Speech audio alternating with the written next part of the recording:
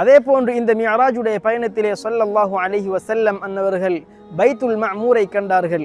பைத்துல் மஅமூர் என்பது அல்லாஹுவால் கண்ணியப்படுத்தப்பட்ட ஒரு வணக்கஸ்தலமாகும். பூமியிலே உள்ளவர்களுக்கு எவ்வாறு கஅபத்துல்லாஹ் ஒரு கண்ணியப்படுத்தப்பட்ட ஒரு சங்கைக்குரிய வணக்கஸ்தலமோ அதே போன்று தான் வானத்தில் உள்ள மலக்குமார்களுக்கு பைத்துல் மஅமூர் என்பது சங்கைக்குரிய ஒரு வணக்கஸ்தலமாகும். இந்த பைத்துல் மஅமூரிலே ஒவ்வொரு நாளும் 70,000 மலக்குமார்கள் நுழைந்து அல்லாஹுவை தொழுதுவிட்டு வெளியேறுவார்கள். அவ்வாறு நுழைந்தவர்கள் மீண்டும் 2வது தடவையாக ஒருபோதும் அந்த பைத்துல் மஅமூரினை நுழைய மாட்டார்கள். அல்லாஹு தபாரக வ தஆலா மலக்குமார்களை அதிக எண்ணிக்கை கொண்டவர்களாக படைத்துள்ளான். மலக்குமார்கள் ஆண்களோ பெண்களோ இல்லை. அல்லாஹு தபாரக வ தஆலா மலக்குமார்களுக்கு இறக்கைகளை கொடுத்துள்ளான். மலக்குமார்கள் உண்ணவோ பருகவோ மாட்டார்கள்.